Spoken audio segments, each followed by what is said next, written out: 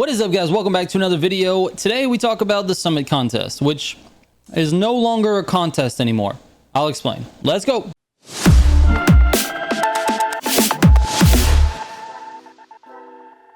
All right, so this is going to be a little bit of a ranty video, and don't kill me in the comments.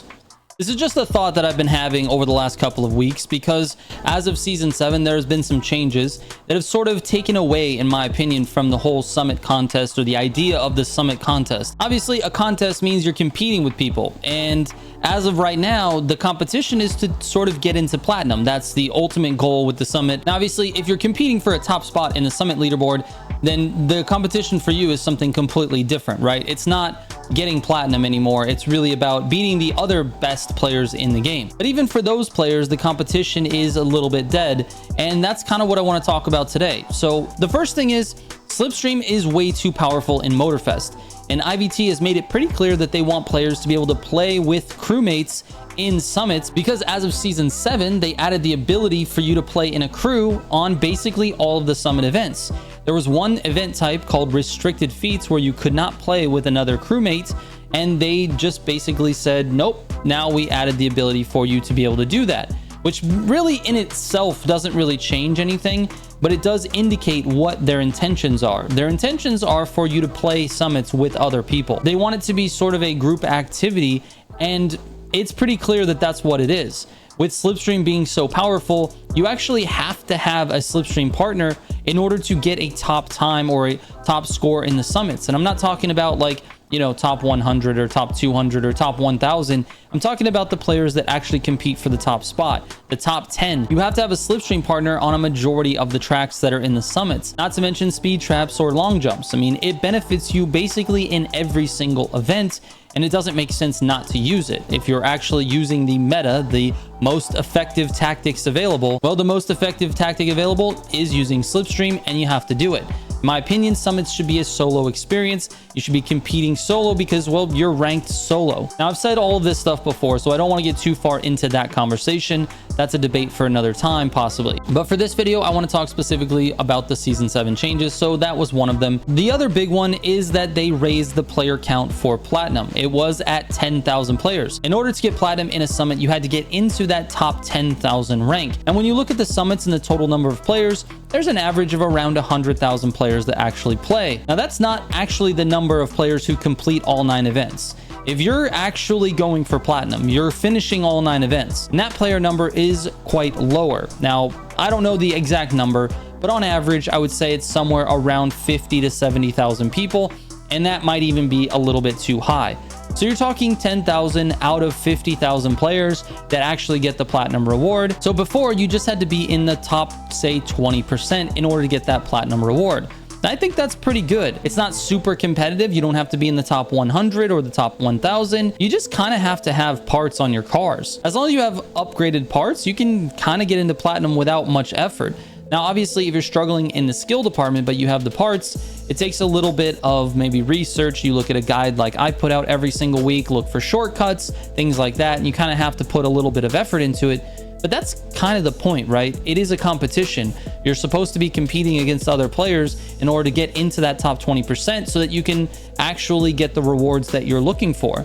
And if you don't have to try to get the rewards, what's the whole point? Like, it's literally just a checklist. Like, go do these 9 events, get this thing, and you just do that over and over every week. The themes that they put out, the type of rewards they put out, the cars they make you use and buy, none of that really matters because it's just a simple checklist every single week, right? And that's the part that I'm a little frustrated with, because it feels like that's what the summit contest has sort of turned into. And selfishly, if I'm being honest with you guys and myself, this actually hurts my channel. Like, I put out a guide every single week. It's the thing that I spend the most time doing. I prepare for it on Tuesday mornings by testing all of the tracks and trying to find the meta cars. I live stream that event as soon as it goes live. And then right when it's done, I put out a guide that tells you all of the best tactics and all of the best cars to use for the summit on each event. And that takes me a few hours.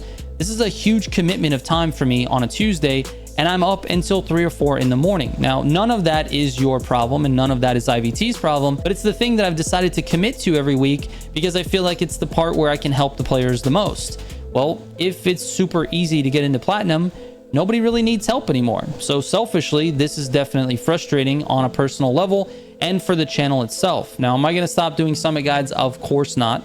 This is the thing that I've been doing since the game came out. I haven't missed one yet, and I don't intend to miss any for the life of the game. But it is a little bit frustrating. I know there's players out there that are maybe thinking like, you know what, it's actually not that easy to get into platinum. Like even at 15,000 players, I still struggle, and that's okay. Sometimes you're gonna have some issues. But I need to show you guys something that's really interesting. I did a little bit of a test on week 1 for season 7. I played the summit with no parts on my car. Not green parts, not upgraded parts, not even a little bit upgraded. No parts, no score breaker, no affixes, nothing. No parts on my car, 0 parts. All the cars were stock, completely stock with gray parts. And my score was 1.255 million. Guess how many points you needed for platinum in week 1 of season 7, which by the way, right after a seasonal update, that's when you're going to get the most influx of players. It was 1.244, which means I made platinum with absolutely no parts on my car, and I made it by 11,000 summit points. Now, is that a good score? Obviously not. But the fact that I was able to get into platinum with no parts on my car is absolutely ridiculous. And it completely destroys the idea that this is a summit contest. It's not a contest. It's just a checklist now. It's just your weekly quest. And that's insane. A brand new player starting today could get platinum in the summit on his first week. Now, obviously, a brand new player is not going to have the knowledge of the tracks or the skills to drive the car well enough to get platinum in the first week. But if they used a little bit of time and grinded the categories that were in the summit and got just green parts, a max perf level green parts for their cars for that week, not even score breaker, not even for the feats, just green parts for the races. I did this on one event. I had one event that I did on the highway with no parts where the car's top speed is extremely limited, but this particular event was very long and it was mostly highways. So I was driving at a pace of about 40 to 50 miles per hour less than I would have if I had those parts. So I went back and I put green parts on that car, and I did that event again, and I increased my score by 40,000 points, which means I cleared platinum with just those parts. I cleared platinum by 50,000 points. Now that's a pretty safe margin if you ask me. So now you might be thinking brand new players are not really the only people that play the summits, and that's not who we should be thinking about. You're right. There are 3 different types of people that play the summits. You've got the people who are at the top of the leaderboard. Those are experienced players that play really hard. They're going for the top spot. Those people are not competing for platinum. They're competing for their spot on the leaderboard. And because of Slipstream, those people cannot play the game solo. They have to have a friend playing with them. That to me is not a competition. It's not fair. They have to have a partner in order to help them. Number 2, you've got the players that just one-shot the events.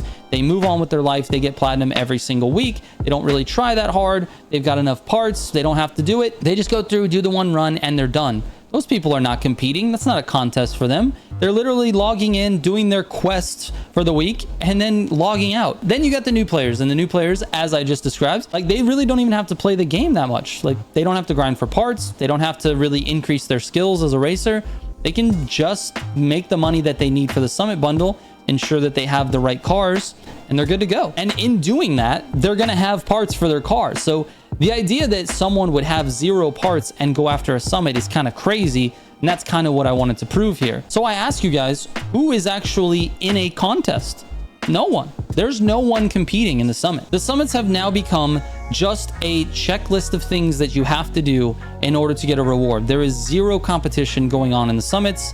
And honestly, that's frustrating because the summits were literally the only other competitive thing in the game besides Grand Racing. And Grand Racing is not really competitive because there's nothing at stake. You just get money and parts. And the people who want to compete in Grand Races don't really need money and parts. They just want to compete. So what do we have left for a game where the basis of it is racing and there's not really any competitive racing happening?